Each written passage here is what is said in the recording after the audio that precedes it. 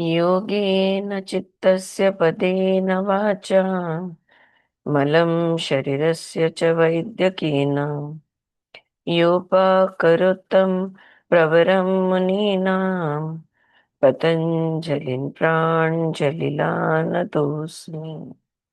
गुरुर्ब्रह्मा गुरुर्विष्णुः गुरुर्देवो महेश्वरः गुरुः साक्षात् परब्रह्म तस्मै श्री गुरवे नमः। ओम शांति शांति शांति। नमस्ते, good afternoon friends, and I think today will be the last class on योग सूत्रस। हम लोग ऑलमोस्ट एंड पे आ गए हैं। जानवी 4.27 कल झाला ना, 28 करायचं आहे ना. हम्म. तो हम आ गए हैं 4.28 सूत्र नंबर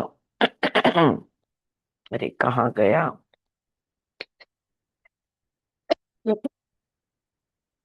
यस. हानम एशाम क्लेशवत उक, उक्तम. ओके. हानम. हानम का मतलब होता है निकाल देना, रिमूवल. एशाम उनको, क्लेशवत जो पहले के क्लेश है, यानी पहले के कर्म संस्कार जो है वो. उक्तम का मतलब होता है जैसे बताया, पहले समझाया गया है वैसे. The removal of these afflictions fluctuations follow the same process as described previously. देखो, ये उन्होंने का लास्ट सूत्र में क्या कहा था कि जैसे दो बादल जब अलग हो जाते हैं तो बीच में से ही लाइट आता है. तो उसी तरह से ना, जब हमारा चित्त बिल्कुल शांत हो जाता है, लेकिन बीच बीच में ये कर्म संस्कार जो शेष है वो सर उठाते हैं या ऊपर आते हैं.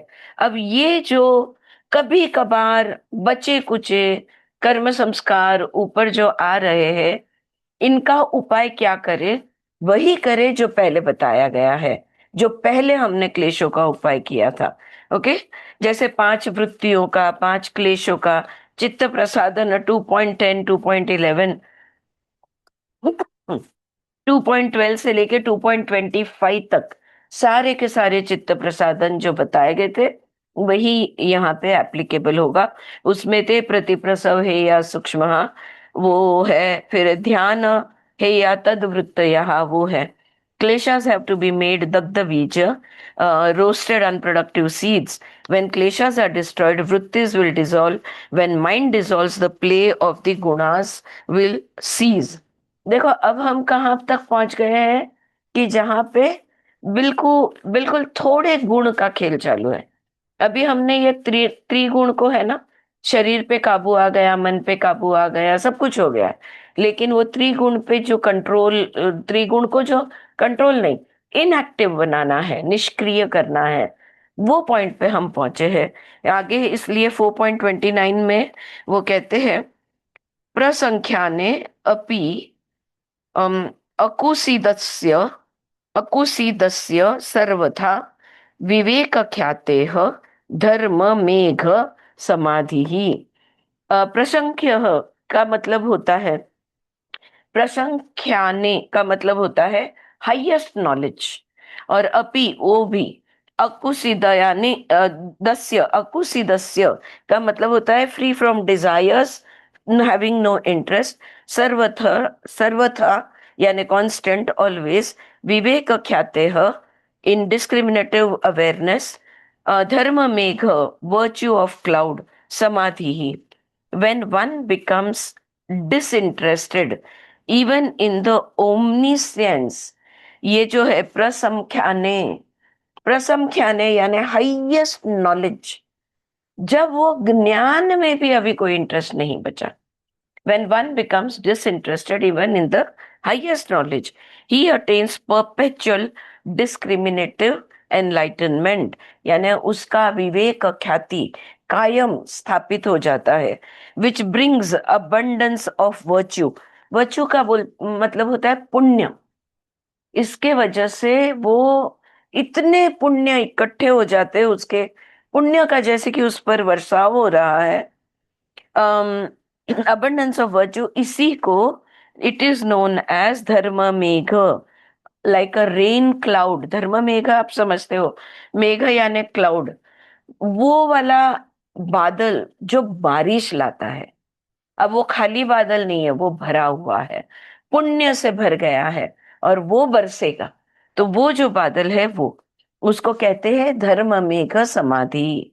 There finally comes a point when the yogi becomes disinterested even in the highest knowledge and loses attachment to it and reaches a samadhi that brings on an abundance of virtues यानी पुण्य आशीर्वाद, like the rain cloud brings rain, this is धर्म मेघ समाधि। तो ये पुण्य आशीर्वाद जो प्राप्त होता है, उसके वजह से धर्म मेघ समाधि में वो आ जाता है। अ, जब मैं ये देख रही थी, बीके एस अयंगार ने इसको निर्बीज समाधि के साथ तुलना की है। दिस इज लाइक निर्बीज समाधि। हाँ। अब तो फिर मैं सोच रही थी, वो अभी भी है, बीज नहीं है। का क्या मतलब होता है, निर्बीज है यानी बीज? तो वृत्ति का बीज नहीं बचा, इच्छाओं का बीज नहीं बचा। अब कोई इच्छा बाकी नहीं है, कोई आकांक्षा इच्छा कुछ भी बाकी नहीं है। और उसको उसको अब कुछ नहीं चाहिए, लिटरली कुछ भी नहीं चाहिए।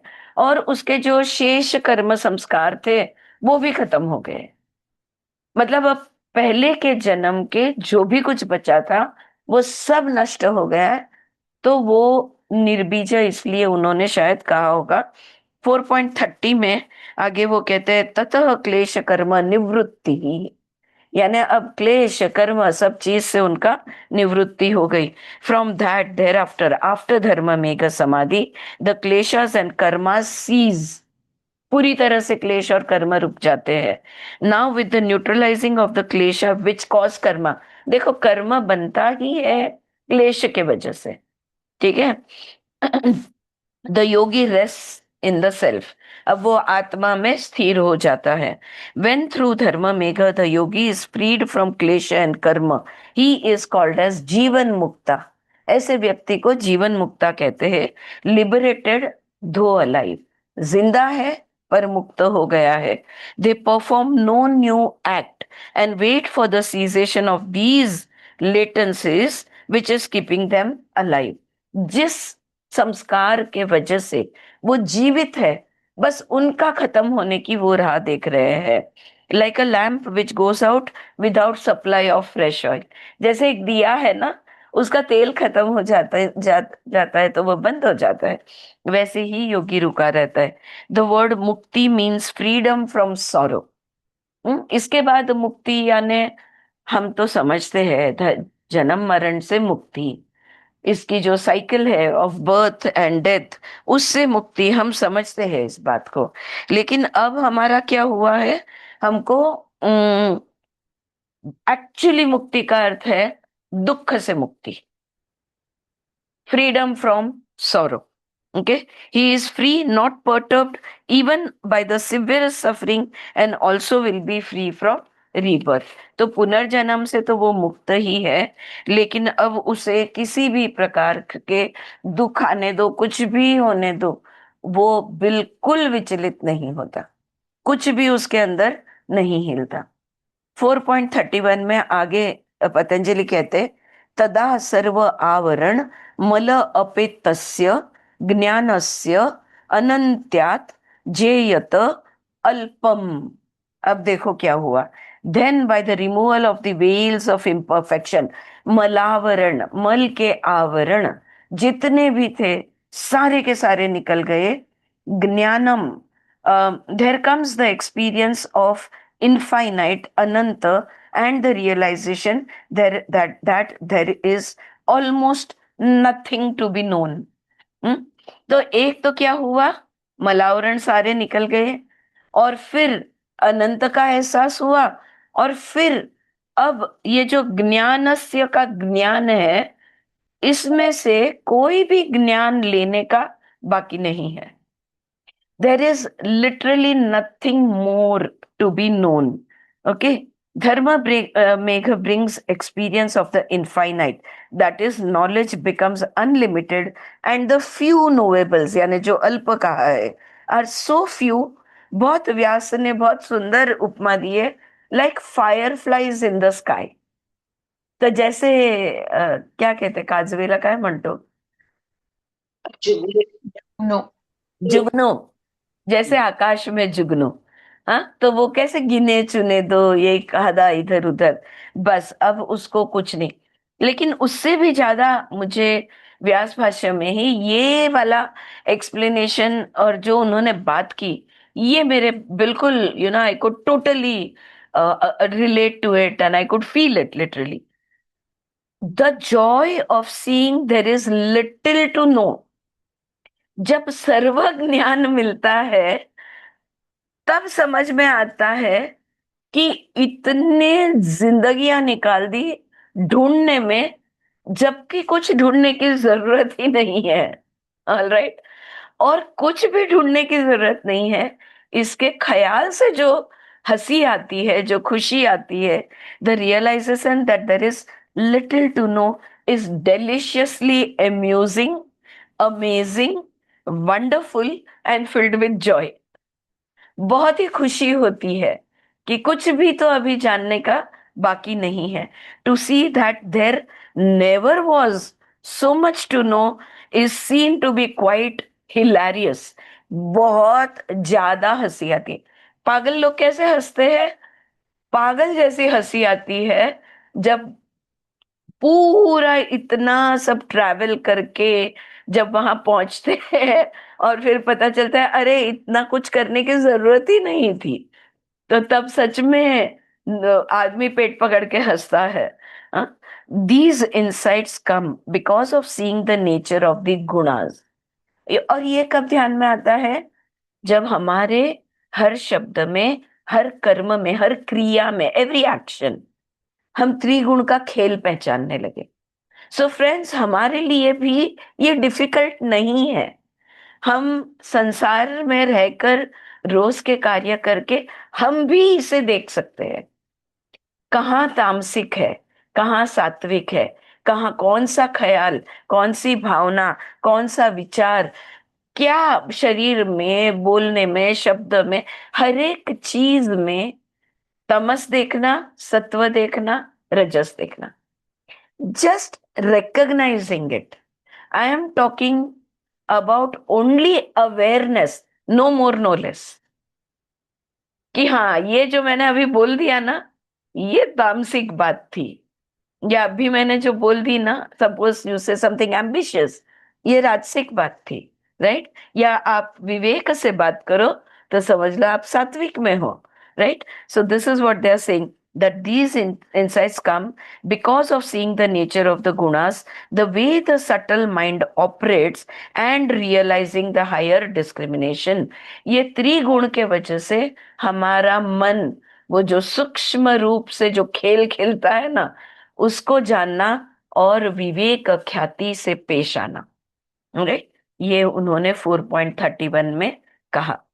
अब 4.32 में वो कहते हैं, तथ ततः कृतार्थानाम परिणाम क्रम समापत्ति ही गुणानाम। तो अब वो कहते हैं कि आफ्टर धर्म मेघ samadhi, the gunas having fulfilled there purpose, ये कृतार्थम, गुण जो है उनको फुलफिल्ड फील होता है। हमने जो काम करना था हमने कर लिया, सो वो कृतार्थम है। ठीक है? दे सीज टू ट्रांसफॉर्म, वो क्रम, they cease to, is that क्रम again, did I mistake it? Yes, क्रम। ततः कृतार्थानाम परिणाम क्रम समापत्ति ही गुणानाम। तो they cease to transform into further समाप समाप्ती आहे ते, समापत्ती नाही। समापत, नहीं नहीं, समा कुठे गेलं? 32 ना? हम्म समाप्तीर गुणानाम असं आहे. समाप्ती, समा समाप्ती ही लिहिलंय, पण एक मिनिट, समापत्तीच टर्मिनेशनच अर्थ होतोय त्याचा, म्हणून मी समापत्ती अच्छा. केले. समाप्ती, समाप्ती, इट्स ओके, या. So after the Dharma Megha Samadhi, the gunas having fulfilled their purpose, they cease to transform into further transformation and recede back into their essence। इसलिए समापत्ति एक्सप्लेनेशन में उन्होंने दिया है कि ये गुण जो है ना, उनको वो कृतार्थ हो जाते हैं और उनको अभी ध्यान में आ जाता है कि अब किसी क्रम क्रम यानी सीक्वेंस में हमें चलने की जरूरत नहीं है, और इसलिए वो समाप्ति या खत्म हो जाते हैं या समापत्ति। Samapatti means receding back into the essence. Vyasa कहते हैं with the fulfilment of their twofold purpose. क्यों आए थे ये त्रिगुण? ये त्रिगुण का काम ही क्या था? एक तो है अनुभव लेना, अनुभूति, और दूसरा है मुक्ति। तो अनुभूति और मुक्ति के लिए ये त्रिगुण कार्यरत हुए थे। तो ये पूर्ण हो गया of the purusha with the cessation of vrittis the gunas disappear. फिर से मैंने यहाँ पे समापत्ति ही लिखा है, समाप्ति यानी वो गायब हो जाते हैं। तो जैसे ही वृत्तियां रुक जाते हैं, त्रिगुण वहां से गायब हो जाते हैं। So you saw the sequence.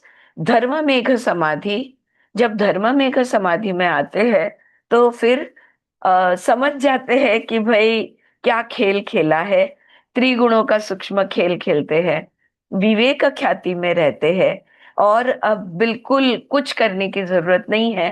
वो विदेही योगी बनकर जीवन व्यतीत करने लगते हैं। और विदेही योगी बनकर जब वो कोई क्रम नहीं हो रहा, कर्म का क्रम, क्लेश का क्रम, वृत्तियों का क्रम, सारे क्रम रुक गए।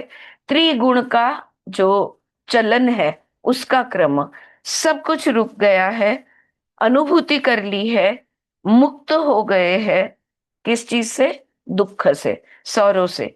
तो अब गुण का कोई काम बचा नहीं, इसलिए वो गायब हो जाते हैं।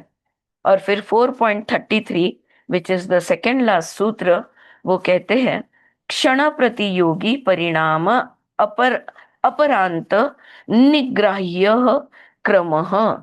अब वो कहते हैं देखो, क्षण, आप क्षण प्रतियोगी, क्षण यानी मोमेंट्स, प्रतियोगी यानी सीक्वेंसेस जो लग कर आता है वो, परिणाम अपरांत अंत तक, निग्रह डिस्टिंक्टली रिकॉग्नाइजेबल, क्रम यानी सक्सेशन या सीरीज जिसको हम कहते हैं, या प्रोसेस। अब एक आखिरी बात पतंजलि यहाँ पे जाते जाते पूर्ण करते करते समझाते हैं। वो पूछते हैं ये क्रम क्या होता है?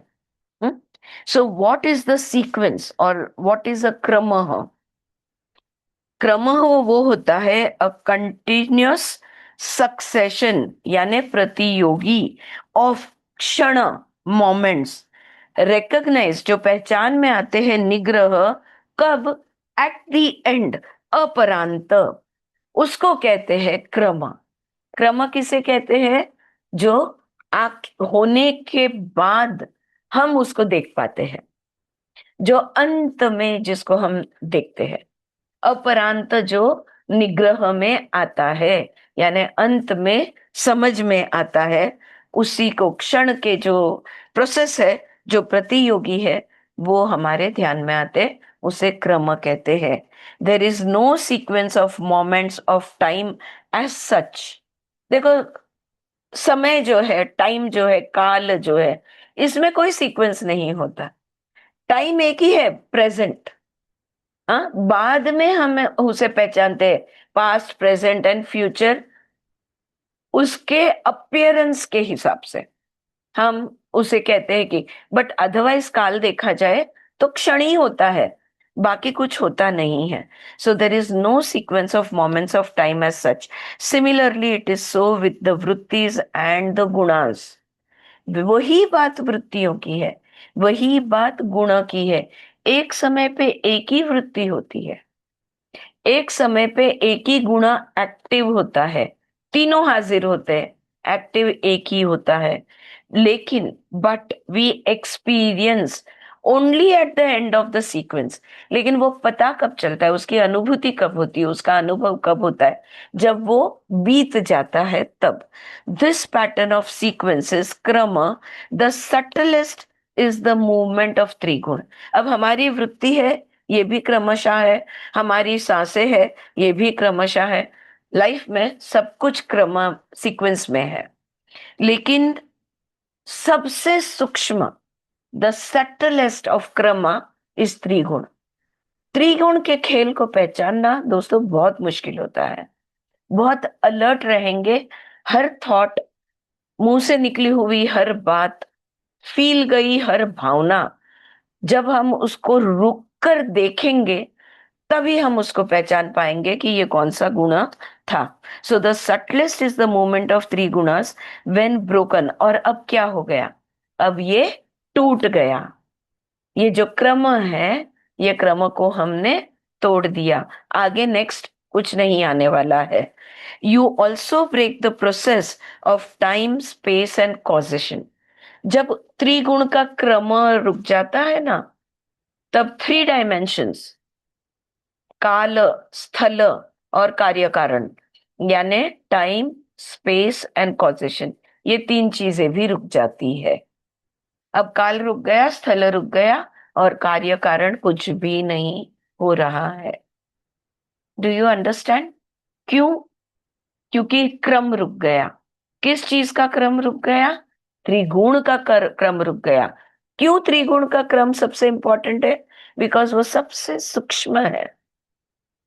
तो वृत्तियों को रोका, विचारों को रोका, एक्शंस को रोका, हमने बहुत चीजों को रोकते रोकते हम यहाँ तक पहुंच गए हैं। और फिर बन जाते हैं जीवन mukta. For jivan mukta liberated persons, the gunas are without any purpose and cease to function completely. अब त्रिगुण जो है उनका कोई कारण ही नहीं है रुकने का, तो वो पूरी तरह से काम करना बंद कर देते हैं या रुक जाते हैं। और लास्ट सूत्र फाइनल में पतंजलि कहते हैं, जरा एक मिनट है, मुझे पता नहीं क्यों ये दिख नहीं रहा। पुरुषार्थ शून्यानाम गुणानाम प्रतिप्रसवः कैवल्यम स्वरूप प्रतिष्ठा वा चिति शक्ते शक्तेः इति ही। इति। तो वो अब कहते हैं the state of kaivalya is realised.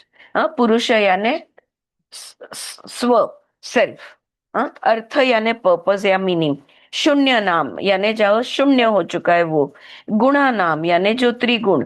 प्रति प्रसव ओरिजिनल फॉर्म में चला जाता है, एसेंस में चले जाते हैं। कैवल्य स्वरूप प्रतिष्ठा, वहां पे स्थापित होना। वाह, चित्त शक्ति। तो अब वो कह रहे चित्त शक्ति इति। So now the state of Kaivalya is realized when the gunas having provided for the experience and liberation of the Purusha are without any objective to fulfill and disappear into their causal substance, यानी स्वरूप प्रतिप्रसव हो जाता है। कैवल्य प्राप्ति तब होती है जब गुण जो है, जिन्होंने, हाँ हाँ, नाही खाली आहे त्यांच्याकडे, ते करतील। काचे काचेची प्लेट लागत असेल तर दे। सॉरी हा friends. The state of kaivalya is realized when the gunas, देखो गुण किस लिए आए थे? अनुभूति देने को और आत्म मुक्ति के लिए त्रिगुण वहां पे थे। जब ये इनका काम हो चुका है, अब उनके they are without any objective to fulfil and they disappear into their causal substance, यानी स्वरूप में प्रतिप्रसव त्रिगुण का हो जाता है। जब ऐसा हो जाता है, the pure consciousness is established in its own self, तदा द्रष्टुः स्वरूपेव स्थानम। तो दृष्टा जो है स्वरूप के साथ स्थापित हो जाता है, एस्टैब्लिश हो जाता है। Kaivalya is the state of permanent cessations of gunas. What is Kaivalya? Simple question. Simple answers. जब त्रिगुण कार्य करना बंद कर देते हैं, त्रिगुण स्वरूप प्रतिप्रसव कर जाते हैं, यानी त्रिगुण अपने जहां से आए थे वहां फिर से चले जाते हैं, तब कैवल्य प्राप्ति माना जाता है। दार लाऊ नको, I need some air. Do you get it? बहुत one line question, one line answer. In the last sutra, in the last line, Beautifully, he says, Kaivalya is the state of permanent cessation of the gunas, which work as cause and effect, now have no further service to serve the Purusha and recede permanently. The Purusha is established into its own self.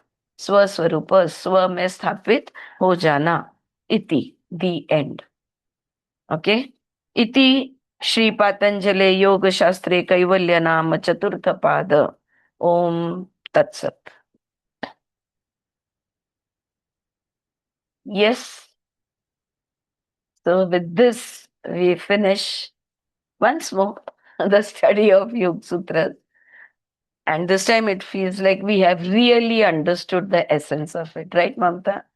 अब इस बार लग रहा है पता नहीं कितनी बार हमने योग सूत्र के क्लासेस किए, योग सूत्र को पढ़े हैं, उसका जो भी एक्सप्लेनेशंस अलग अलग मिलता है देखा है.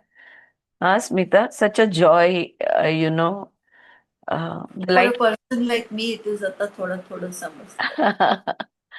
But we have You too, all are just and तब जाके हमको समझ में आ रहा है. Yes, after long study. So beautifully, I'm very feeling very happy about this. I'm feeling very satisfied with this time. Thank you, ma'am. Yes, Thank you very Nalini, much. तुला पण खूप thank you.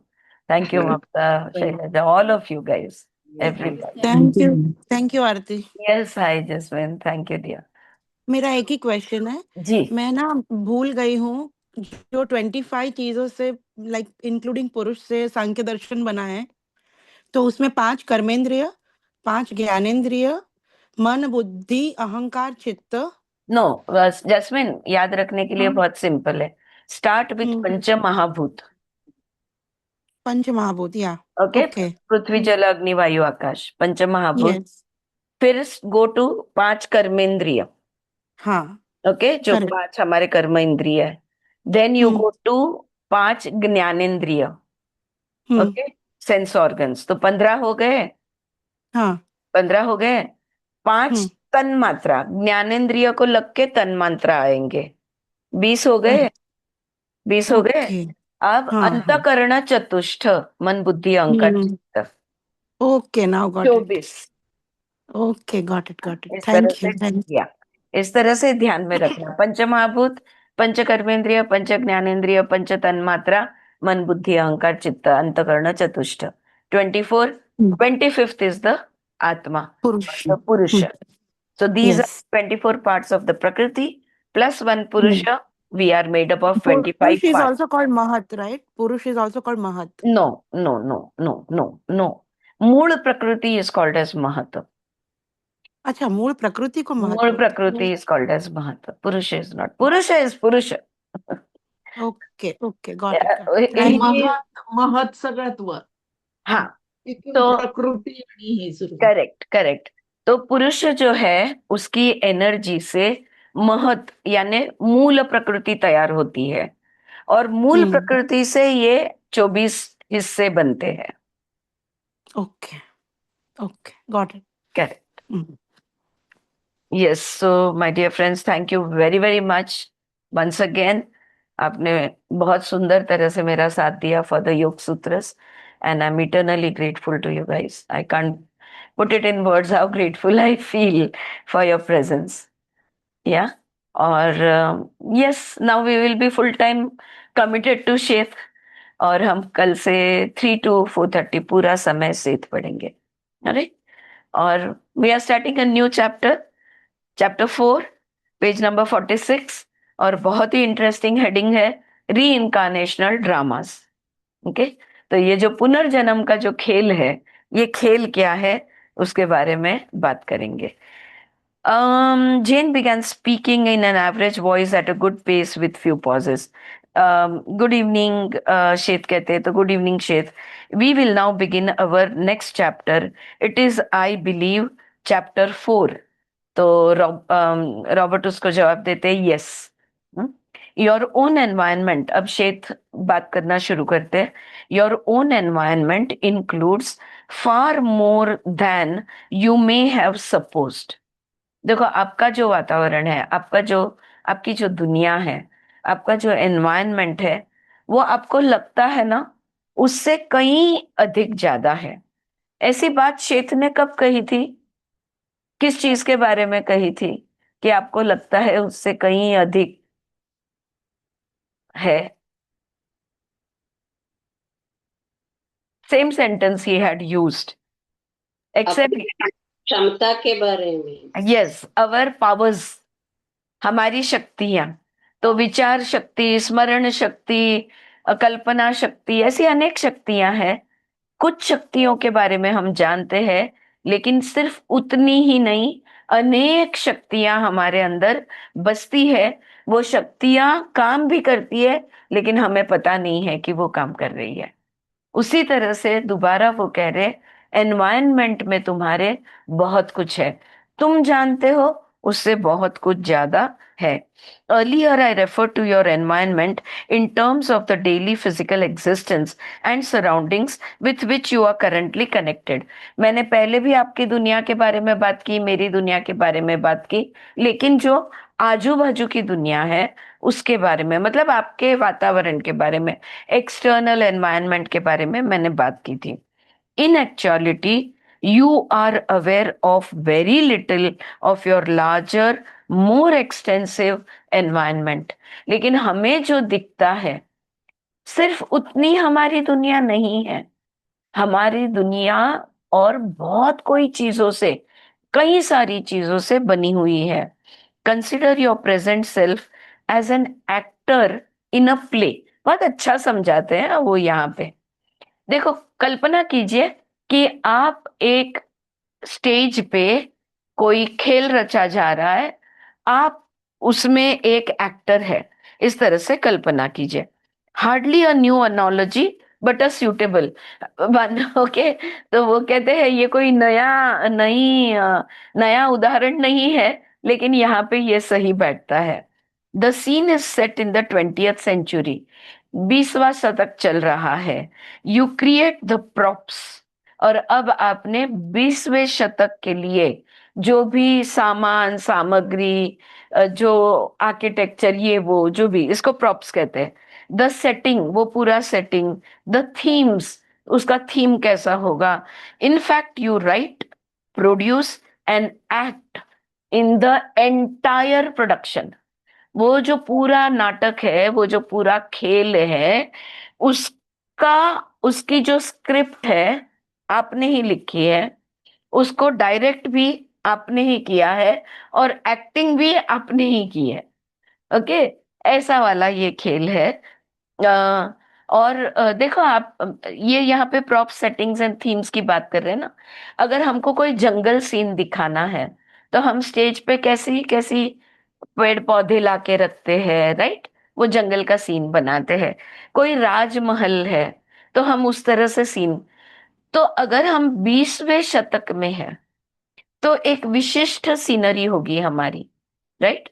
अगर आप 1900 साल में चले जाओ, अभी वी आर इन 2026, 1900s में अगर आप चले जाते हो, तो तब का सारा सीन अलग होगा, राइट? आपने पुराने फोटो देखे होंगे, बॉम्बे एंड इवन नासिक घाट के हमें बहुत फोटो देखने मिलते हैं। आज जैसा दिखता है वैसा बिल्कुल नहीं है, लेकिन ये पूरा का पूरा प्रोडक्शन जो है, हमने किया है।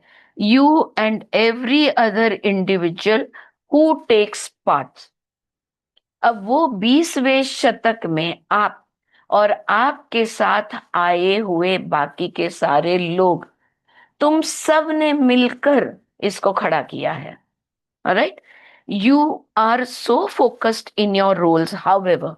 लेकिन होता क्या है, वो जो तुम्हारे लिए तुमने जो रोल तैयार किया है, उस रोल में तुम इतने घुस जाते हो, so intrigued by the reality that you have created.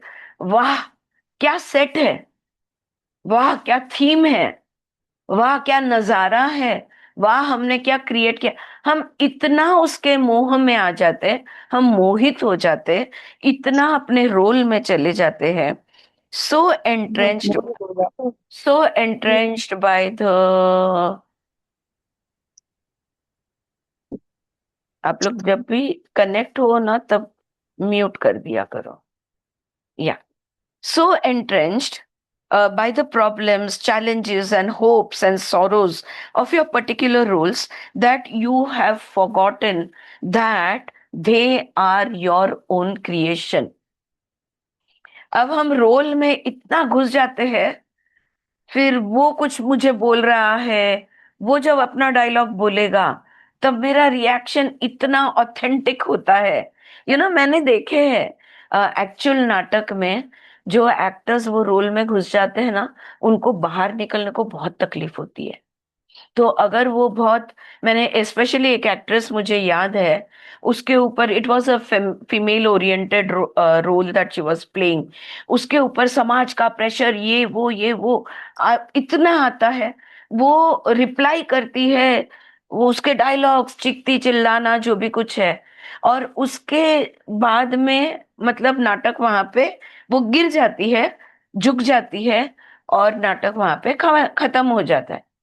Audience पूरा समझ गया कि नाटक खत्म है, लोग उठते हैं, तालियां बजाते हैं, स्टैंडिंग ओवेशन, और वो उस पोस्टर से निकल ही नहीं पाती है. वो फूट फूट कर रो रही है वहां पर, वो रोल से ही बाहर नहीं निकल पा रही है. हमारा एग्जैक्टली वैसा ही होता है. हम अपने रोल में इतना घुस जाते हैं कि मेरे मेरे बच्चे सामने हैं तो मैं समझती हूँ मैं सिर्फ माँ हूं, पति सामने है तो मैं समझती हूँ मैं सिर्फ पत्नी हूँ. लेकिन ना मैं माँ हूं, ना मैं पत्नी हूँ, ना मैं बेटी हूँ, ना मैं इंडियन हूँ, ना मैं फीमेल हूँ. मैं कुछ भी नहीं हूँ इन चीजों में से. जी चारू जी, आप कुछ कहना चाहती है? नहीं, खामोशी पिक्चर आया था, वहीदा रहमान और धर्मेंद्र और राजेश खन्ना. ओके. वो खामोशी.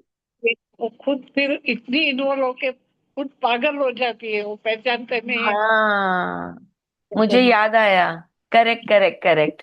उसका, है. हाँ, वो पागल हो जाती है. राइट. हाँ. Right. Charu ji thank you, हम सब पागल हो गए हैं.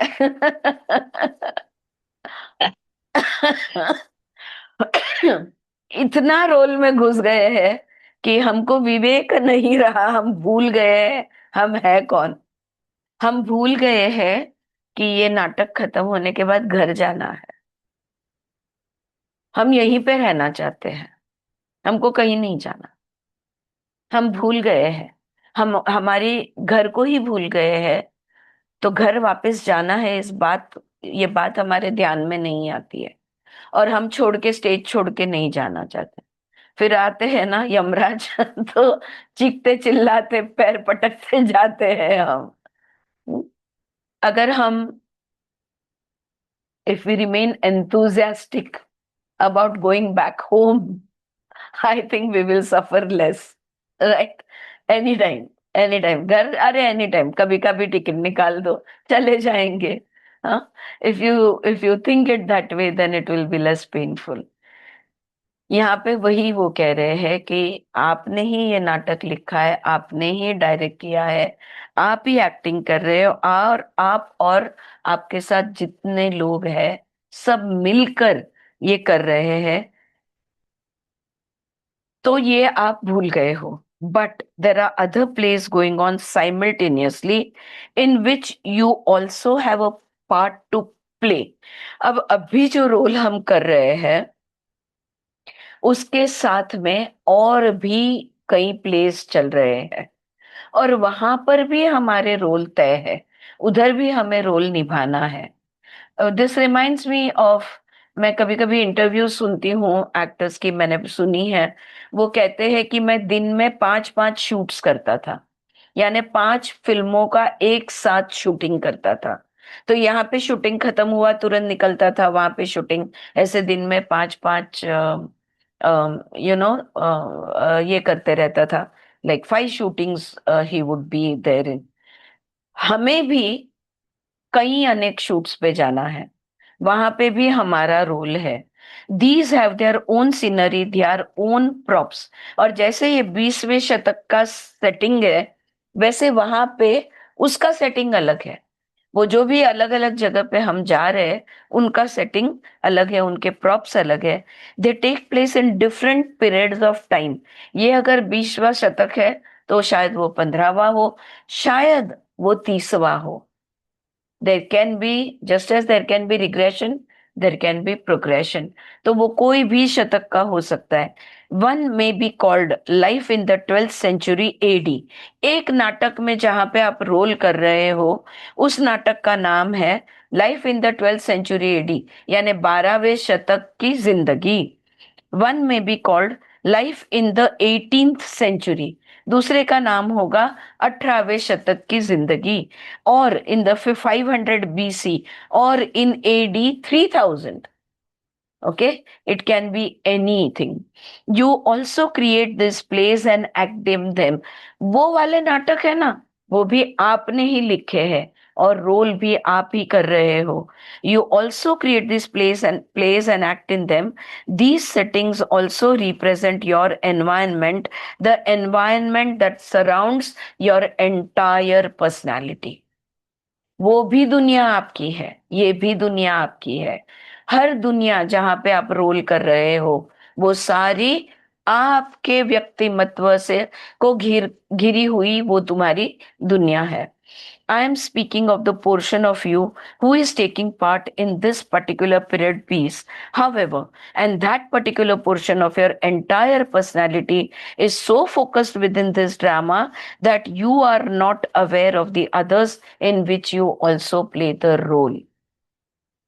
हम इसी रोल में इतने घुस गए हैं और ये रोल में हम इतने मोहित हो गए हैं, हम भूल गए हैं कि हमें बाकी भी रोल्स निभाने हैं और भी दुनियाओं में जाना है। उसमें वहां पर भी जो हमने बाकी खेल लिखे हैं, उस खेल में भी हमें खेलना है, ये हम भूल गए। You do not understand your own multi dimensional reality. तो तुम्हारा जो कॉन्शियसनेस है, एक हिस्सा यहाँ पे रखना है, एक हिस्से को इस वाले दुनिया में भेजना है, दूसरे हिस्से को उस वाले दुनिया में, उस वाले ड्रामा में भेजना है, तीसरे हिस्से को हम, ये हमारा कॉन्शियसनेस प्रोजेक्ट करने की क्षमता हम में है। लेकिन हमने हमारा सारा कॉन्शियसनेस दिलो जान से इधर ही लगा दिया। फिर अब मुझे हमें याद नहीं है कि हमें बाकी जगह भी जाना है। हमने और भी नाटक लिखे हैं। You do not understand your own multidimensional reality. Therefore, it seems strange or unbelievable when I tell you that you live many existences at one time. और इसलिए आपको बहुत ही विचित्र लगता है, आपको मानने में तकलीफ होती है जब मैं क्या कहूँ, अगर मैं कह दूं आपको कि आप एक ही समय पे अनेक जिंदगियां जी रहे हैं। We are living multiple lives at one time, simultaneous lives. हाँ, तो ये सुनने में बहुत हमको वियर्ड लगता है। It it is difficult for you to imagine being in two places at once. क्यों हमें वियर्ड लगता है? क्योंकि हम खुद को इमेजिन ही नहीं कर पाते कि अरे मैं दो जगह पे, यहां पर भी हूं और वहां पर भी हूं। हैरी पॉटर पिक्चर देखी है आपने? आपने देखी है?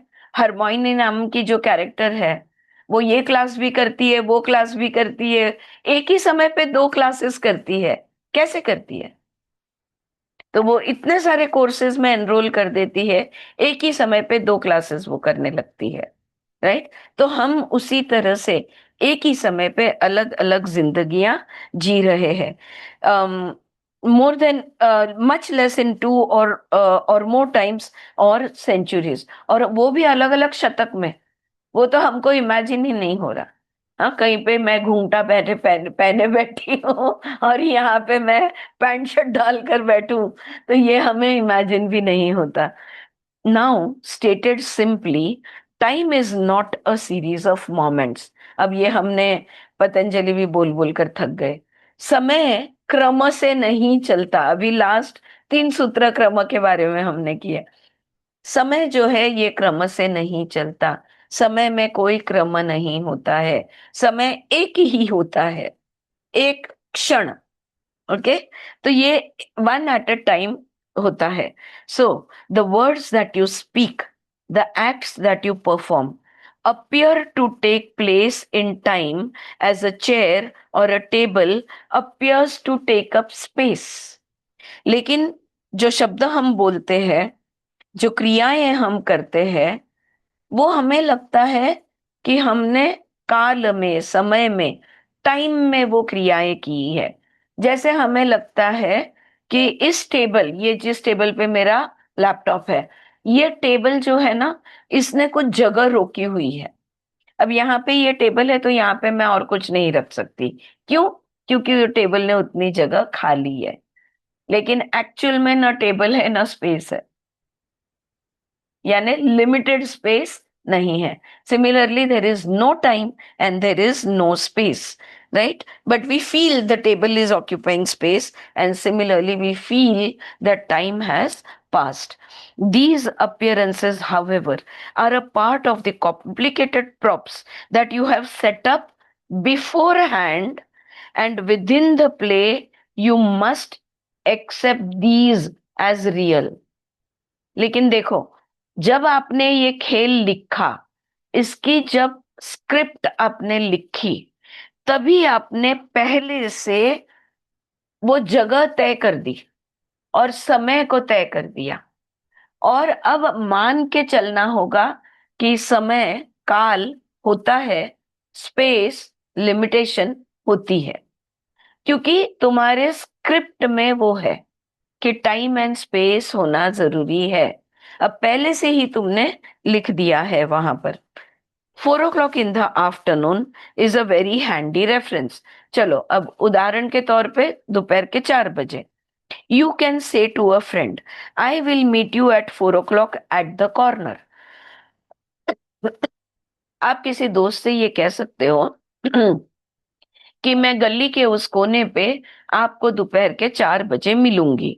और at a restaurant for a drink or a chat or a meal, and your friend will know precisely where and when he will find you.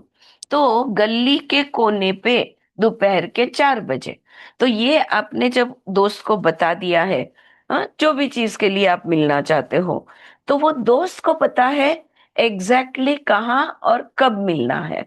ठीक है? This will happen despite the fact that 4 o'clock in the afternoon has no basic meaning. और आपकी मुलाकात होगी, जबकि दोपहर के 4 बजे इसको, इस वाक्य को कोई अर्थ ही नहीं है, क्योंकि सुबह दोपहर शाम होता ही नहीं है. और 4 बजे 3 बजे ये भी तो नहीं होता, क्योंकि काल ही नहीं होता, टाइम ही नहीं होता. right? It has no basic meaning, but it is an agreed upon designation, a gentleman's agreement. तो पर पहले से तुमने तय किया है कि भाई ये ऐसा. आपने कोई कोई ना नाटक देखे होंगे फ्रेंड्स, जहां पे वो बीच में ही एक पर्दा ले आते हैं और फिर वो सीन डिवाइड हो जाता है, फिर वो हटा देते हैं, फिर दूसरी ओर से ले आते हैं. इस तरह से डिविजन्स बनते हैं, राइट? ये इसको कहते हैं प्रॉप्स. हमने पहले से ही काल और स्थल को हमारे नाटक में इंक्लूड कर लिया है, समाविष्ट कर लिया है. Alright? So if you attend the theater at 9 o'clock in the evening, but the actions of the play takes place within the morning hours and the actors are shown eating breakfast, you accept the time as given within the theater's play. You also pretend that it is morning. आप शाम को नाटक देखने गए हो सच में का, ठीक है, और वहां पे दिखा, स्टेज पे दिखा रहा है सुबह हो गई, हाँ, कुकड़ुकू हो गया, और अभी वो नाटक के जो एक्टर्स है वो अब डाइनिंग टेबल पे ब्रेकफास्ट करने के लिए बैठे हैं. बाहर देखोगे तो शाम हुई है, स्टेज पे क्या हुआ है, सुबह का नाश्ता चल रहा है. तो हम मान लेते हैं, हमें कोई प्रॉब्लम नहीं है, हम विरोध नहीं करते कि अरे शाम के समय पे आप सुबह का नाश्ता क्या दिखा रहे हो, right? Okay. Each of you are now involved in a much larger production. अब जो है हमारा प्रोडक्शन हाउस बहुत बड़ा हो गया है. ओके, बहुत ही बड़ा नाटक चल रहा है, in which you all agree on certain basic assumptions that serve as a framework within which the play can occur. अब समझो स्टेज ले लो आप. स्टेज में अगर 10 कैरेक्टर है, बड़ा सा टेबल बिछा हुआ है, तो वो 10 जनों ने एक दूसरे के साथ मान्य किया है कि हमको सुबह का टाइम दिखाना है, नाश्ते का समय दिखना है, और 10 जन मिलकर नाश्ता कर रहे हैं, ये हम दिखाएंगे. बराबर है ना? तो मानोगे. उसी तरह से इस दुनिया में जितने भी जीवात्मा है, जितने भी लोग हैं, सबने सम्मति दी है, परमिशन दी है, एक्सेप्ट किया है, मान्य किया है कि काल और स्थल, टाइम एंड स्पेस होगा. काल्पनिक है, लेकिन नाटक किसका है? हमारा है. हम कुछ भी दिखाएंगे. है कि नहीं? We can show whatever we want in our play, right? लेकिन हमने सबने मिलकर इसको फाइनलाइज किया हुआ है. The assumptions are that time is a series of moments one after another. अब टाइम को लेकर हमने समझ लो, assumption यानी समझ लो, मान के चलो. क्या मान के चलना है हमको? कि एक क्षण के बाद दूसरा क्षण, यानी टाइम जो है ये क्रमशः है, टाइम जो है ये सीक्वेंशियली चलता है. ये समझ लो, मान के चलो. ऐसा हमने सबने मिलकर तय कर लिया है.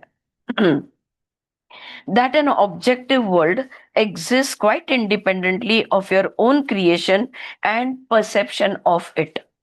अब वो टेबल, वो चेयर, वो बिल्डिंग, वो खटिया, सब कुछ मैंने बनाई है.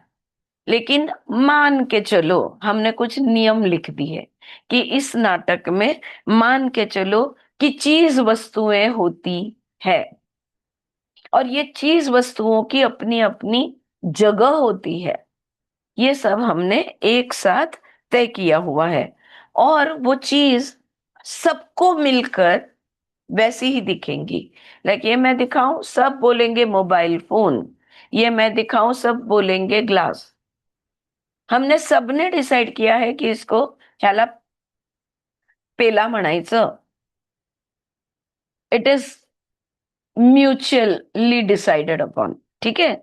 Now so own creation, perception of it, that you are bound within the physical bodies that you have donned, and that you are limited by time and space. मान के चलो कि तुम शरीर के अंदर बंदिस्त हो. ये शरीर जितना चल हिल सकेगा, ये शरीर की जो भी क्षमताएं हैं, उतना ही तुम हो, ये मान के चलो. काल स्थल मान के चलो. ऐसे हमने सब ने मिलकर डिसाइड किया है. ये एक assumption है.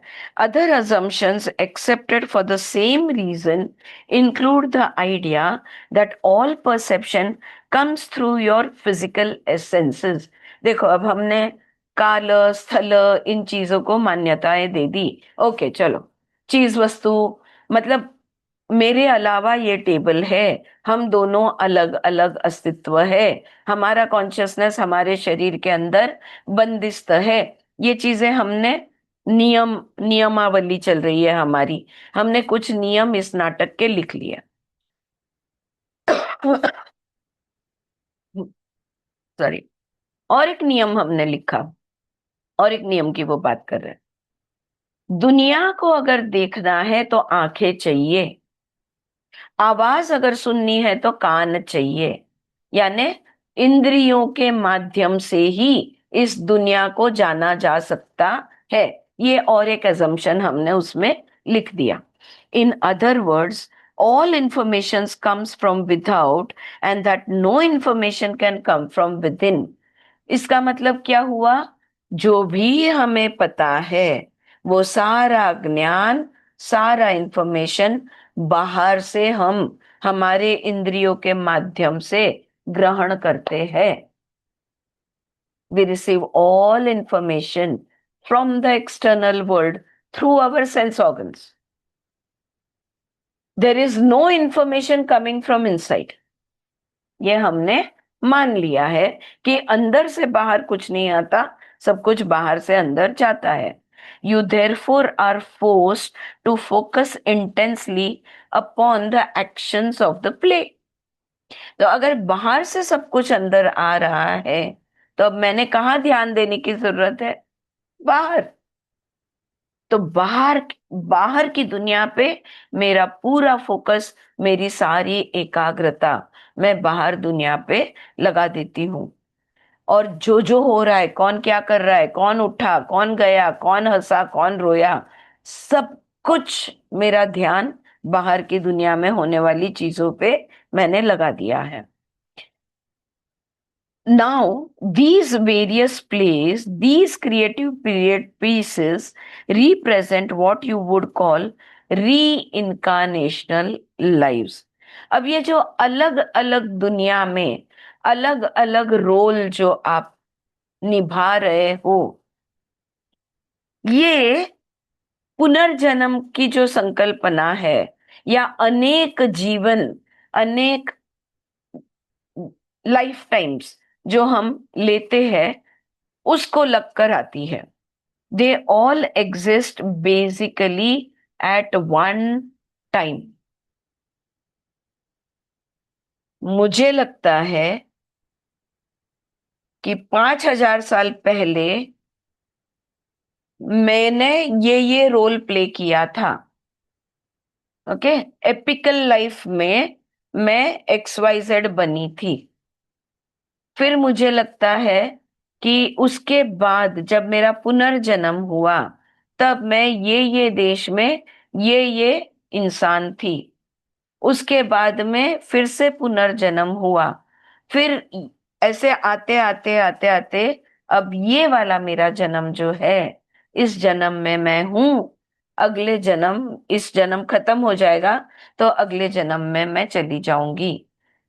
ये जो अलग अलग जीवन हमको लग रहा है, different life times in different time zones, यहां पे श्वेत कह रहे हैं सब के सब एक साथ चल रहे हैं.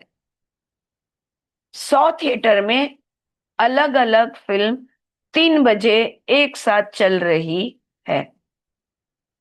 हर थिएटर के, हर फिल्म के हीरोइन आप हो, लेकिन कभी एक ही समय पे 3 बजे. Clear? Alright, now see. They all exist basically at one time. Those who are still involved in these highly complicated passion play seminars called reincarnational existences find it difficult to see beyond them. Okay?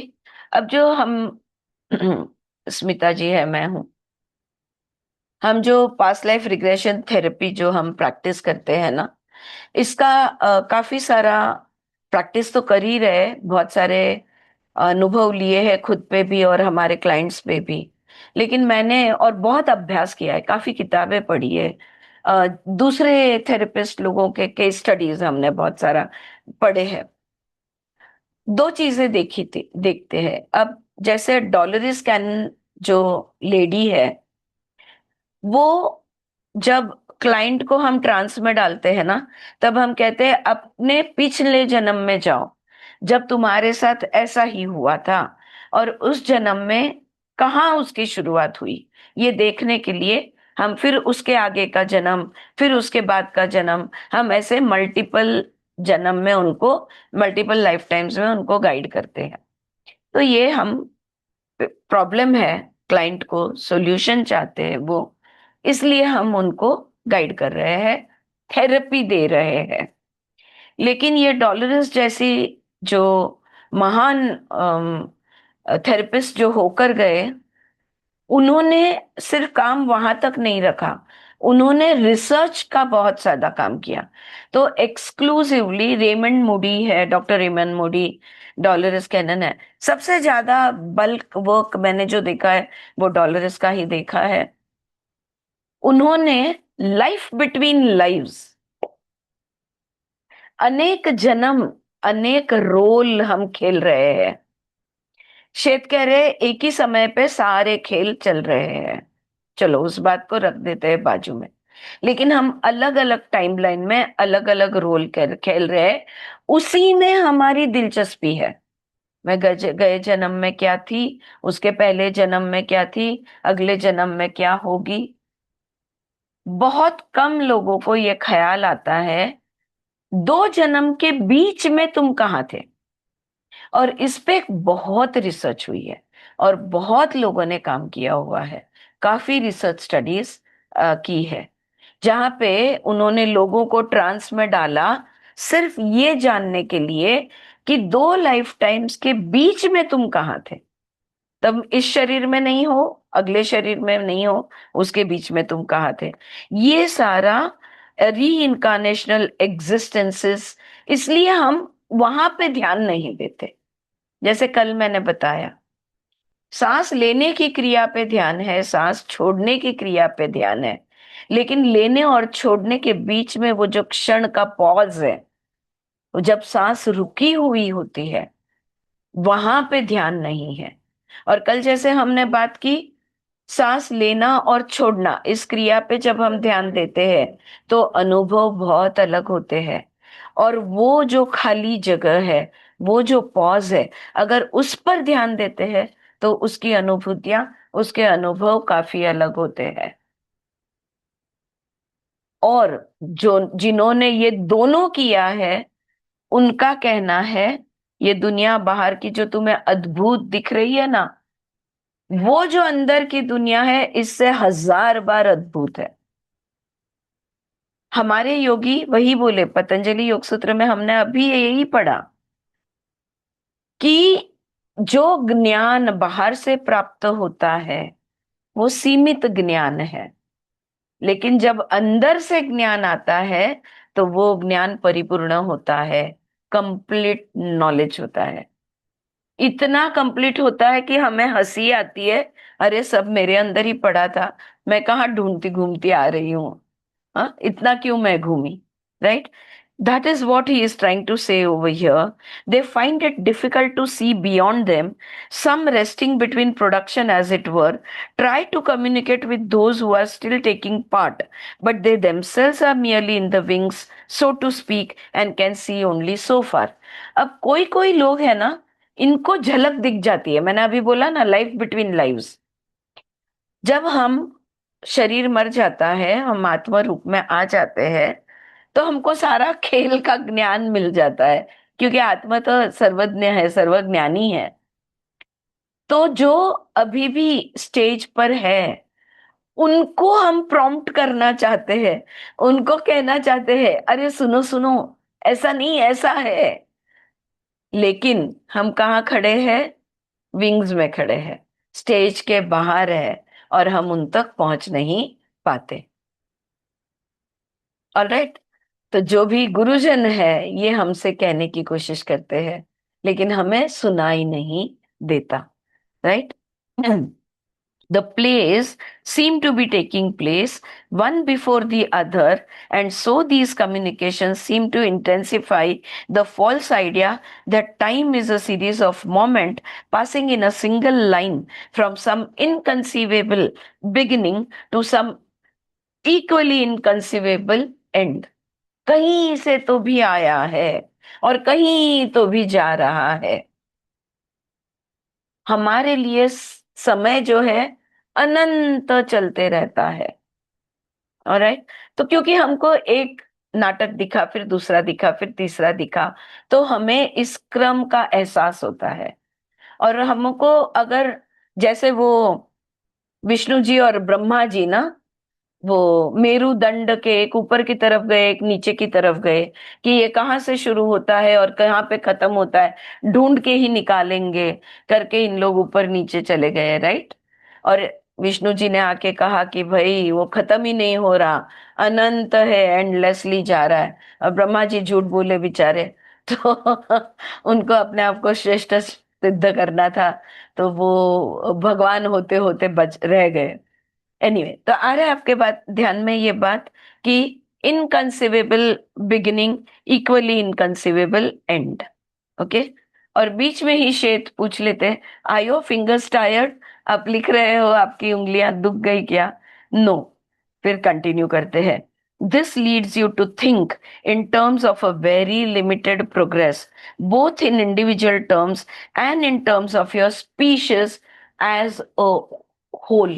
तो हमें क्या लगता है, इस क्रमशः काल का एहसास जो हम करते हैं, उसके वजह से हमें लगता है हम पहले आदि मानव थे, उसके बाद हमारी बुद्धि विकसित हुई, फिर हम ये बने, फिर हम वो बने, फिर हमने अभी आज हम चिप्स पे भी, मतलब माइक्रो चिप्स पे भी हम फंक्शन करते हैं। तो मतलब हमें लगता है कि पहले ये, दूसरा ये, तीसरा ये, चौथा ये, जबकि ऐसा बिल्कुल नहीं है।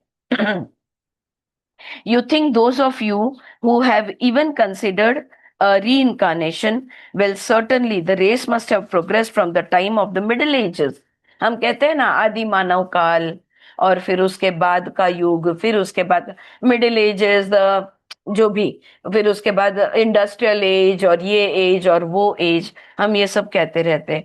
Although you greatly fear it has not, और you turn to technological progress and say at least we have come a long way in that direction. कल ही हम लोग बात कर रहे थे कि जब हम छोटे थे ना, हमारे घर में काला रंग का फोन आया था। हमारा नंबर था 287। ओके। यानी सोचो आप, सिर्फ 3 डिजिट नंबर हुआ करता था। और अगर हमको समझो, मुझे मेरी मासी को बड़ौदा में फोन लगाना है, तो मुझे ऑपरेटर को मेरा नंबर देना पड़ता था, मासी का नंबर देना पड़ता था।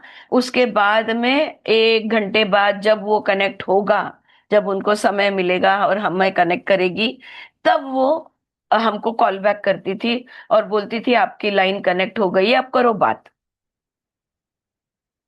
ये जो टेलीफोन ऑपरेटर के थ्रू जाना पड़ता था, अब आज आप हमारे हाथ में व्हाट्सएप कॉलिंग से लेके सब कुछ है, राइट? तो हमें क्या लगता है, वो काल अलग था, ये काल अलग है। हमें लगता है समय बीता गया, हमें लगता है हमने प्रोग्रेस किया। हम पहले प्रोग्रेसिव नहीं थे, अब हमने बहुत ज्यादा प्रोग्रेस कर लिया। ऑलराइट? तो ये हमें फील होता है। You may smile and think of to yourself that it is quite difficult to imagine a Roman senator addressing the multitudes through a microphone, for example, his children watching his performance on television. But all of this is highly misleading। अब ये काफी साल पहले ये किताब लिखी है, तो वो टीवी की बात कर रहे हैं शेत। वो बोल रहे हैं कि कहीं तो भी, कोई तो भी स्टेज पे एक पॉलिटिशियन है, वो स्पीच दे रहा है, लेकिन उसके बच्चे घर बैठकर स्क्रीन पे उनको, उनकी स्पीच सुन रहे हैं। तो progress does not exist in the terms that you consider it to, any more than time does. अगर टाइम एग्जिस्ट नहीं करता, तो प्रोग्रेस भी एग्जिस्ट नहीं करता। हम क्या कितना कुछ पास्ट प्रेजेंट एंड फ्यूचर में ही बात करते हैं, हम इतना खो गए हैं टाइमलाइन में, है ना? पहले के जमाना अच्छा था, है ना? मेरे जैसे बूढ़े लोग बात करते हैं, अब महंगाई बढ़ गई है। कुछ कम नहीं हुआ है, कुछ बढ़ा नहीं, कुछ बदला नहीं, कुछ नहीं। अलग अलग खेल एक ही समय पे खेल रहे हैं। Alright? So in each play, both individually and en masse, different problems are set up। अच्छा, तो हमने खेल लिखा है। अब देखो, खेल में मजा कब आता है? कोई भी आप मूवी देखने जाओ, पिक्चर देखने जाओ, या कोई भी आप नाटक देखने जाओ, जितना ड्रामा ज्यादा, उतना मजा ज्यादा आता है। जितनी ओवर एक्टिंग ज्यादा, उतनी हमें मजा आता है। विलेन जितना क्रूर, उतना ज्यादा देखने में मजा आता है। हीरो जितना ज्यादा हीरो, जेम्स बॉन्ड, तो हमें ज्यादा मजा आता है। रियलिस्टिक मूवी को हम आर्ट मूवी बोलकर हटा देते हैं और वो विमान से कूदता है, पेन से किसको तो भी कुछ उड़ा देता है, वो हमको सत लगता है। यहाँ पे वो कह रहे हैं ये हम जानबूझकर हमारे अलग अलग नाटक में हम चैलेंजेस डालते हैं।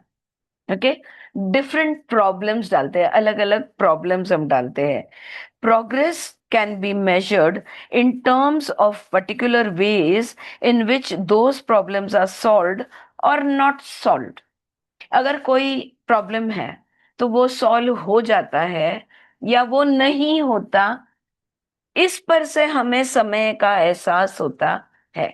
टाइम की गिनती हम करते हैं, यार पहले मैं कितनी गरीब थी, अब मैं अमीर हूं, या पहले मैं कितनी छोटी थी, अब मैं बड़ी हूं। राइट? तो प्रॉब्लम्स भी जैसे हम उनको सॉल्व करें या ना करें, तो हमें टाइम का एहसास देता है। Great advances have been made in certain periods. For example, great offshoots appeared that, from your viewpoint, you might not consider progress at all. Actually, जिसको आप प्रोग्रेस कहते हो, हर शतक में हर शतक में हमने ज्यादा ज्यादा कॉम्प्लिकेटेड नाटक लिखे हैं, डायरेक्ट किए हैं और उसमें एक्टिंग किया है।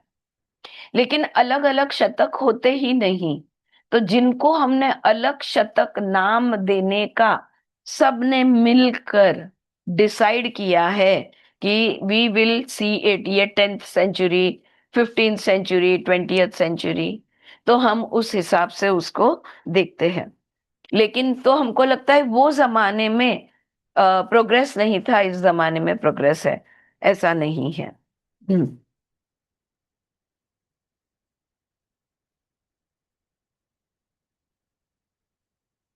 ऑलराइट,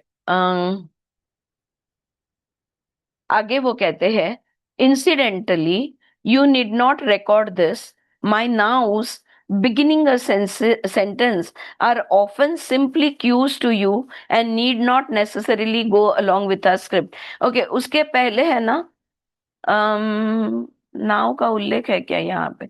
एनीवे, श्वेत के ट्रांस के बारे में थोड़ा सा यहाँ पे लिखा है, पर कोई बात नहीं।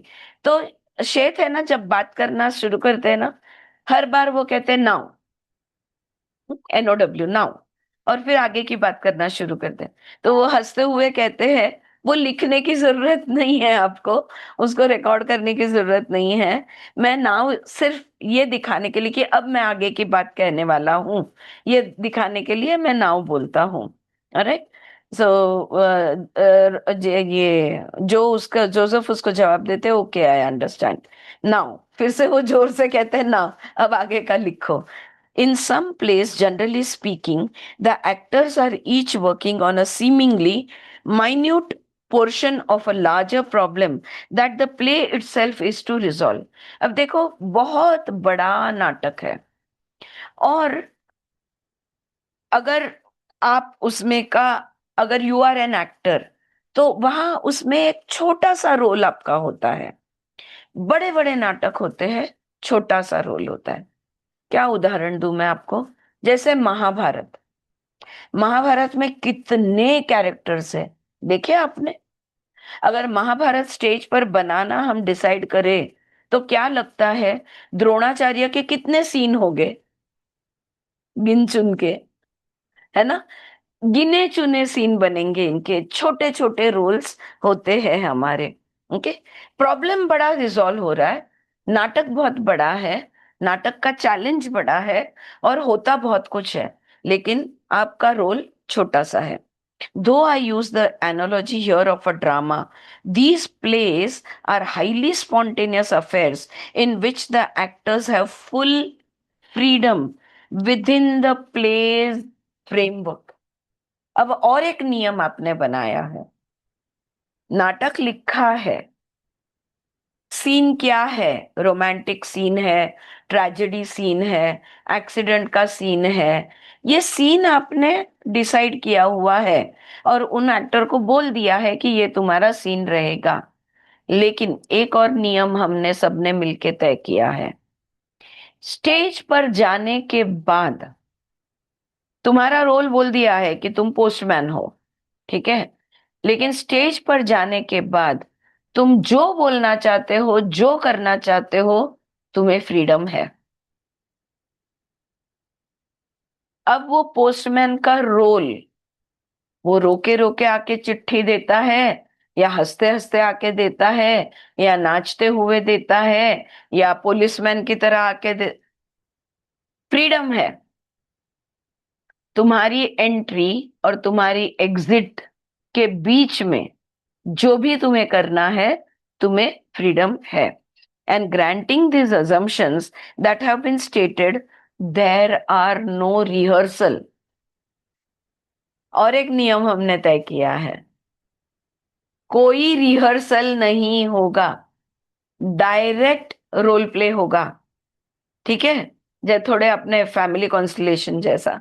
हाँ, कोई रिहर्सल नहीं है, स्पॉन्टेनियस वहां पे जाके रोल प्ले होता है। as there are observers, as you will see later in our book, as in any good theatre production, there is an overall theme within each play। अच्छा, नाटक देखने वाले भी है, ऑडियंस है। ऑडियंस कहाँ बैठी है, क्या देख रही है, किस नजर, ये मैं किताब में आगे आपको बताऊंगा। सिर्फ समझ लो कि देखने वाले भी है, so there are observers, alright. लेकिन कोई भी फिल्म बनानी है, कोई भी नाटक बनाना है, तो थीम होना जरूरी है। सही है कि नहीं, है ना? हम भी भीशी में जाते हैं तो कलर थीम होता है, एंगेजमेंट पार्टी है, शादी है, थीम है तो सबको मजा आता है। सब नौवारी पहनेंगे या सब ये करेंगे, या येलो में आएंगे या रेड में आएंगे, जो भी है, थीम है तो हमें बहुत मजा आता है। कोई भी अच्छा नाटक जो है उसको थीम होना बहुत जरूरी है। अरे, ये बात समझ में आ गई? Okay. The great artist, for example, did not emerge out of a particular time simply because they were born into it or because the conditions were favorable।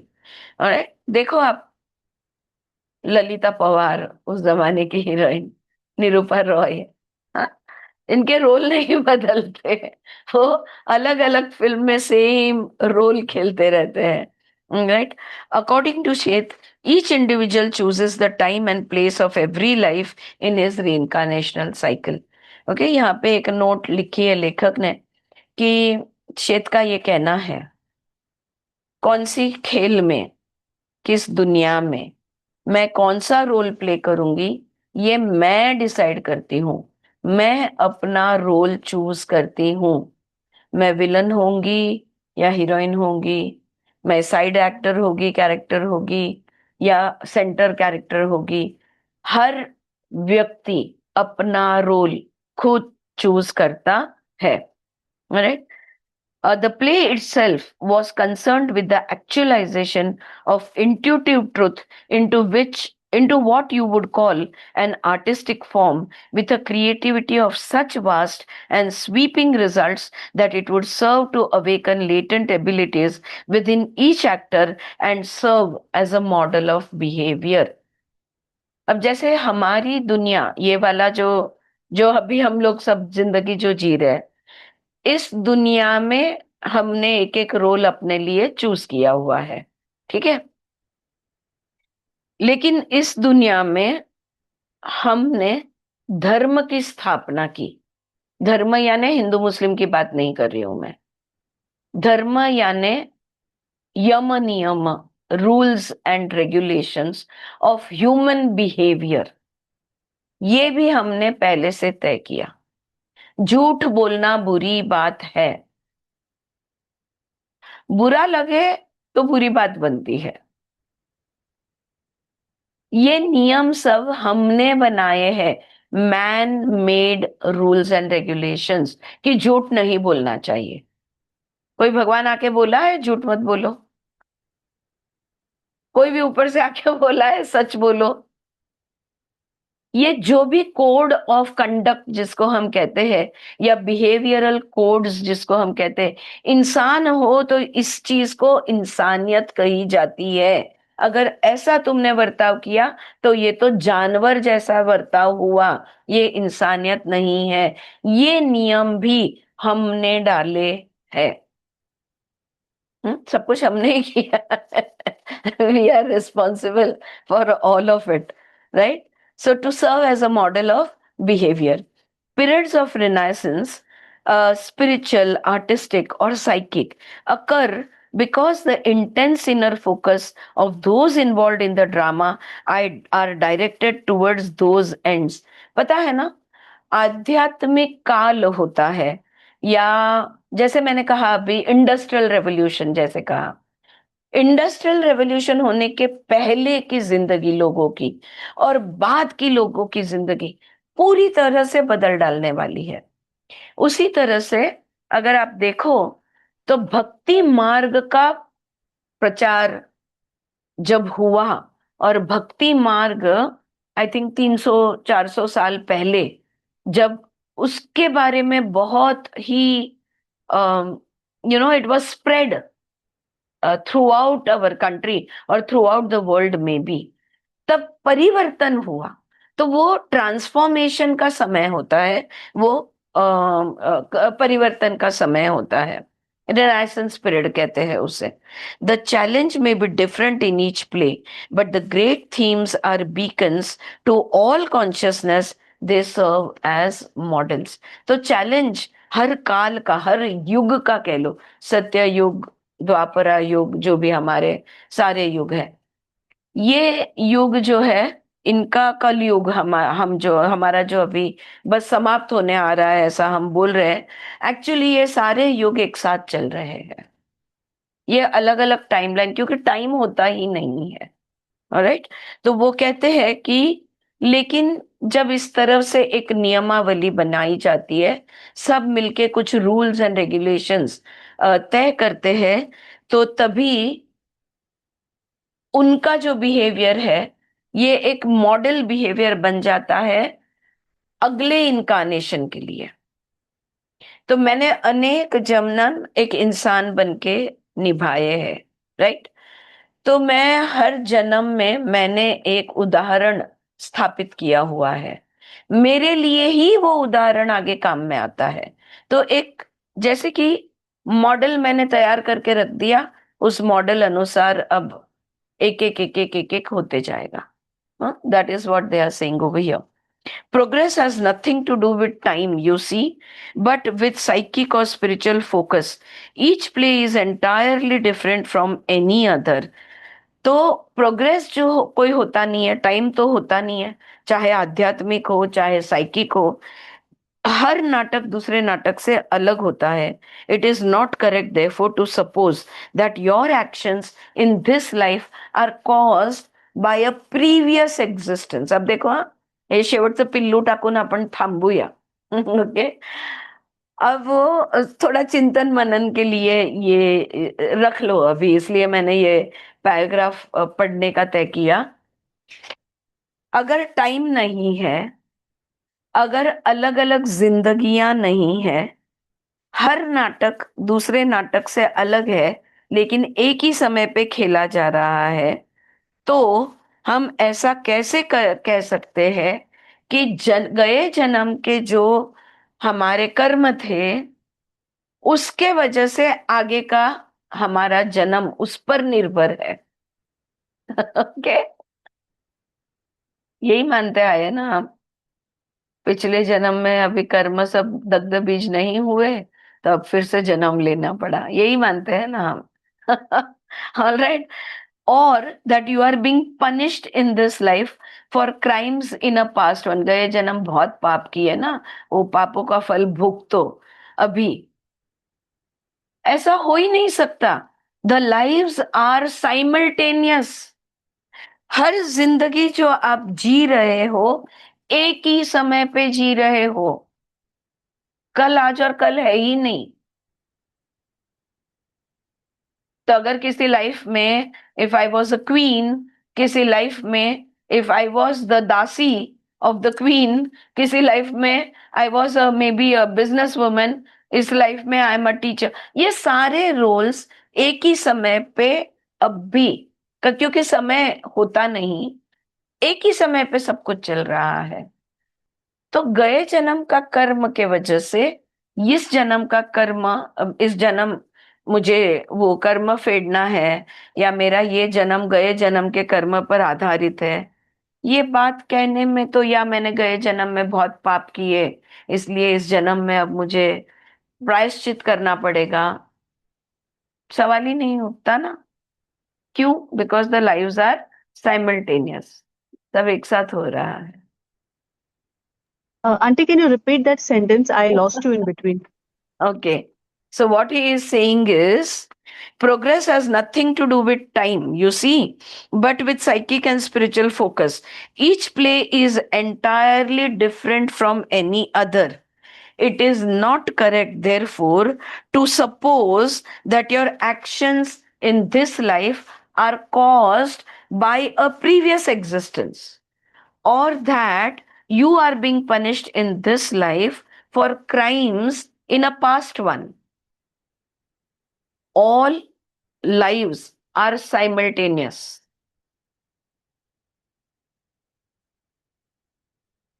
Then why we do PLR to find the root cause? कल बात करेंगे। Okay. I how what man सब आ जाएगा अभी।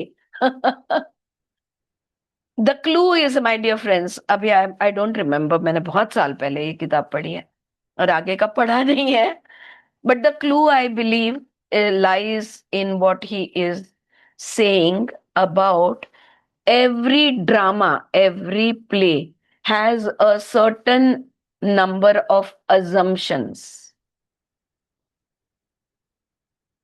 हमने decide किया है इस दुनिया का, इस पृथ्वी तत्व पे जो दुनिया है, इस दुनिया की नियमावली हमने बनाई है।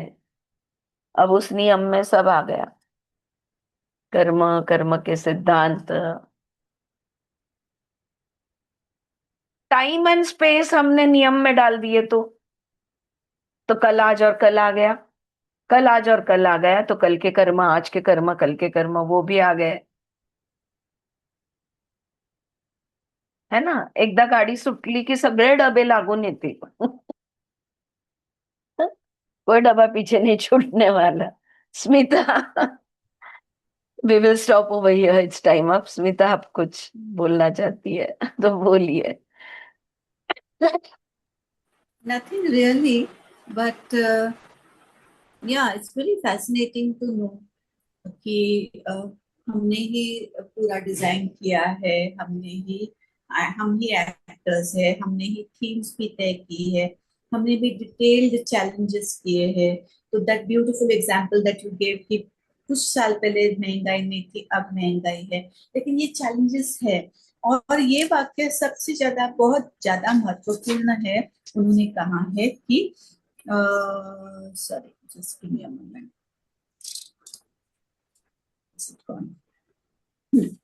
challenges may be different in each play, but the great themes are beacons to all consciousness. सारे consciousness पे उसकी तरंगे उठ रही है। And I think that is where past lives come from. Come हम into उसे past life बोलते हैं, लेकिन सब कुछ simultaneity में चल रहा है, और वो simultaneity is the word, okay? वो साइमल्टेनिटी, वो एक ही टाइम पर जो अलग अलग शोज चल रहे हैं, उनका सबका एक दूसरे पे तरंग उठता है। करेक्ट। मुझे या सॉरी कर बोलो बोलो। हम उसको पास्ट लाइफ प्रेजेंट लाइफ देते हैं और उसका इफेक्ट देखते हैं। आज में मुझे ये तकलीफ क्यों है, तो उस लाइफ में कुछ हुआ था, लेकिन एक्चुअली वो एक साथ ही चल रहे हैं, लेकिन उनका तरंगों का एक दूसरे पे असर हो रहा है।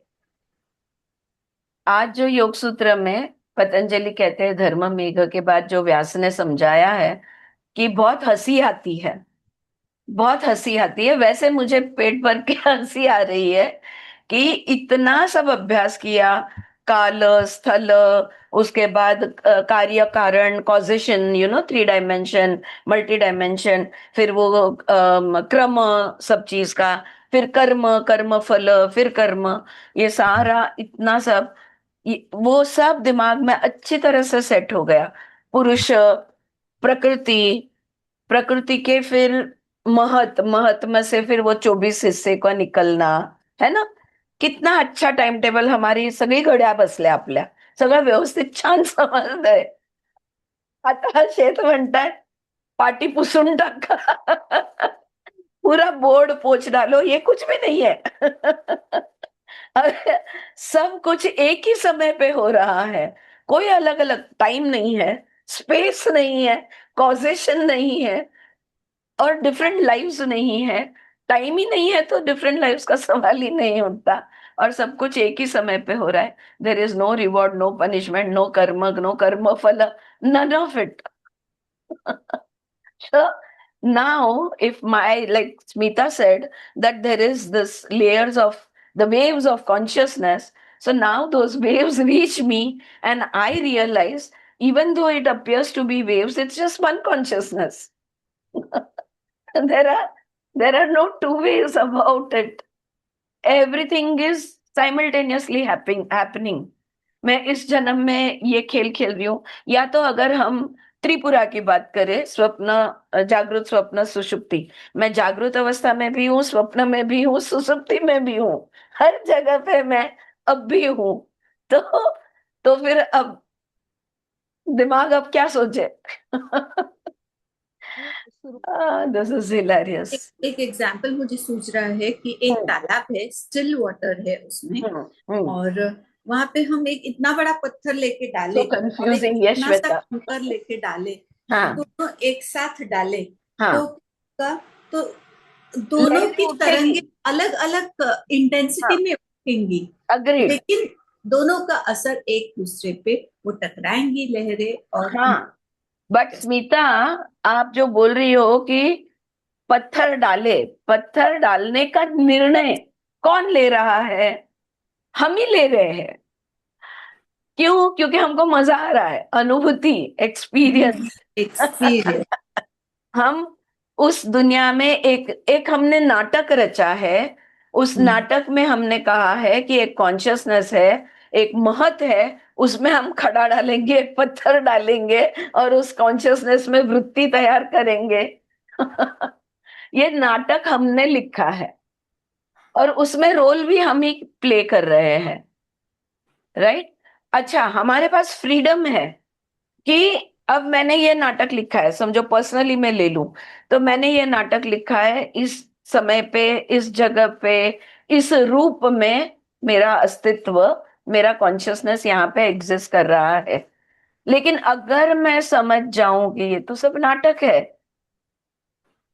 मैंने एंट्री ली है, दो चीजें मुझे बहुत इंपॉर्टेंट यहाँ पे श्वेत की लग रही है, which is mind blowingly beautiful.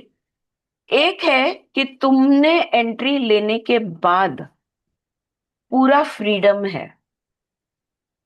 तो इस दुनिया में आने के बाद मैं मुक्त जीवन जी सकती हूं. I can think of myself as a free entity and live my life in that freedom. अब फ्रीडम फ्रीडम फ्रीडम हमने बात की और हमने समझ लिया कि फ्रीडम यानी freedom from what? Freedom from sorrow. Because इस वाले नाटक का थीम है सॉरो, दुख. और ये दुख से छूटना, ये चैलेंज है. तो नाटक का थीम हमने बनाया, चैलेंज भी हमने डाला, रोल भी हम प्ले कर रहे हैं.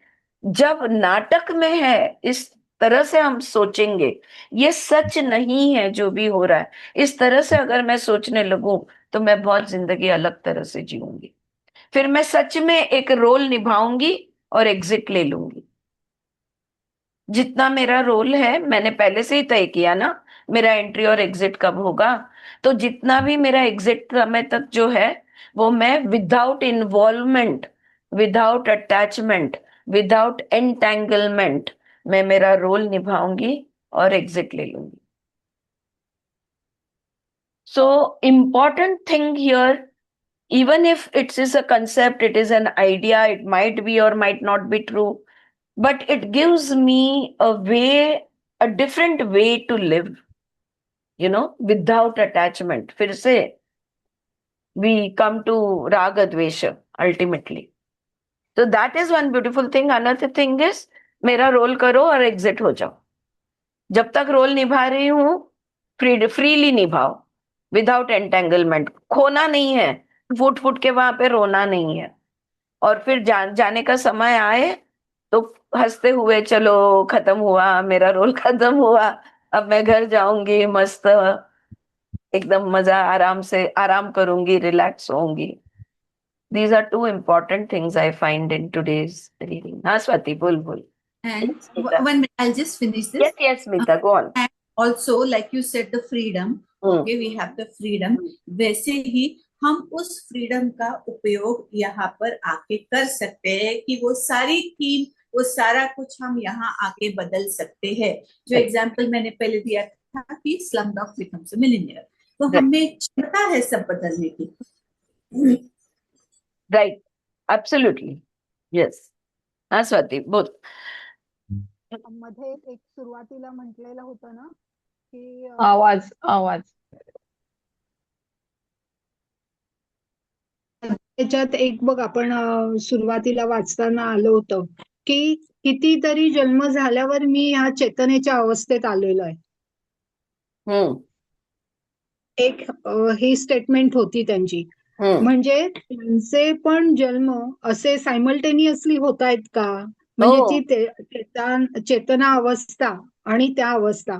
मग ते आणखीन एक म्हणाले होते की सोलर सिस्टीम्स खूप आहेत. म्हणजे जसं आपण पृथ्वीचा रोल म्हणतोय, पृथ्वीकडे आल्यावर काही रूल असतील, तसे जी काही सोलर सिस्टीम्स असतील त्याच्यात पृथ्वी असतील, त्याच्यातले रूल्स म्हणजे पृथ्वी असेल तर पृथ्वीसाठी रूल, जसं ज्युपिटर, सॅटर्न असं प्रत्येकासाठी असं काही वेगळं आहे का? सोलार सिस्टम पण आपली कल्पना आहे. ब्रह्मांडामध्ये जे काय अस्तित्वात आहे हे सगळी आपली कल्पना आहे, माया आहे, खरं नाहीये. हा, ते महतच्या अंडरच आलं म्हटल्यावर. कारण टाइम आणि स्पेसच नाहीये, अनंतच आहे सगळं, आणि कुठेही क्रम नाहीये, काल नाहीये. तर कुठली सोलार सिस्टम आणि कुठले ब्रह्मांड, हे सगळे ऍक्च्युली आपल्या उपनिषदांमध्ये पण ह्याच्याबद्दल बरंच त्यांनी एक्सप्लेन केलेलं आहे की कॉन्शियसनेस जो आहे, ती जे महत आहे, ते महताचं शेतरनी पण तेच सांगितलंय, महत जो है ना वो बहुत क्रिएटिव पावर है. जैसे इलेक्ट्रिसिटी है उसमें बहुत क्रिएटिव पावर होता है, वो बत्ती भी जला सकती है, फैन भी चला सकती है, मोबाइल भी चार्ज कर सकती है, इंसान को भी जला सकती है, बहुत क्रिएटिविटी है उसके अंदर. तो वो महत जो प्योर कॉन्शियसनेस है, मूल प्रकृति है, वो क्रिएटिविटी करके आनंद ले रही है. उसी महत का एक हिस्सा मैं हूं. मतलब एक गिलास पानी है तो उस ग्लास पानी का एक बूंद मैं हूं. So it is all one consciousness and you are the same consciousness.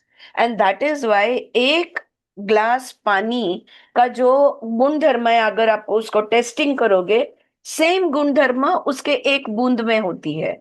या समुंदर का पानी जितना खारा होता है, समुंदर की लहर में भी उतना ही खारापन है, उसकी एक बूंद में भी उतना ही खारापन है. इसलिए पूर्णमद पूर्णमिदम पूर्णात् पूर्णमुदच्यते. ये जो है ना, ये हमारी कल्पनाएं हैं. These are all our creativity. We are just, जैसे एक स्टेज पे आते हैं, जो जहां पे मैंने कुछ कुछ ड्रामास ऐसे दिए हैं जहां पे स्टेज पे लोग आते हैं और जो करना है करे, कोई थीम नहीं, कुछ नहीं, कुछ नहीं, और फिर अपने आप वो ते उलगडत जातं असं. So it is just, we are just free flowing. Red color, we are throwing colors here and there, we are trying to we are trying this, we are playing. इसलिए तो लीला कहा जाता है, रास कहा जाता है. So it is all a play of consciousness. But आज जो शेत ने बात की वो ये, उस खेल में हम इतने इन्वॉल्व हो गए हैं कि हम भूल गए कि हम कॉन्शियसनेस है. भाई ये खेल यानी हम नहीं है. हम तो कॉन्शियसनेस है, हम चेतना है, हम चैतन्य है, ये हम भूल गए. पण आपलं ब्रेन आहे ना स्वाती, आपला विचार करण्याची जे काय आपलं हार्ड ड्राईव्ह आहे ना आपली, ती तशीच आहे की ती तशीच बघणार सगळ्या गोष्टींना. काहीच नाहीये खरं म्हणजे. कारण त्याच्यात संस्कारच तसे झालेले आहेत अनेक ना. हे न ते न काही नाहीये. There is literally nothing, it's all shunya. One big shunya. Very difficult to imagine. अनंत, अनंत की कल्पना नहीं की जा सकती, बहुत मुश्किल है. मुश्किल. आपणच खेळतोय हे समजायलाच कठीण आहे. करेक्ट. सुचित्रा बोला. ते तुम्ही म्हणत होता, वाचत होता तेव्हा माझ्या असं मनात विचार येत होते की कुठेतरी रामायण चालू आहे, महाभारत चालू आहे, ज्ञानेश्वरी सांगतायत, सगळं रामदास स्वामी सगळं एकाच वेळी चालू आहे एकाच असं माझ्या वेळेस. डोक्यात येतं. Yes, perfect, perfect. काही वेगळे, very good, very nice. Yes, सब एक साथ ही चालू है. उधर जीसस कुछ कर रहे हैं, इधर कृष्ण कुछ और कर रहे हैं. सब बुद्ध कहीं कहीं कहीं पे कुछ और, वो सब साथ में ही चल रहा है. और शायद जो जीसस है वही बुद्ध है, जो बुद्ध है वही कृष्ण है. सगळं एकच आहे. सब एक ही है. चलो, घूमते रह गए. 10 मिनट ओवर टाइम हो गया. निकलते हैं. Thank you so much my dear friends. और कल मिलते हैं and we will continue from tomorrow. Thank you.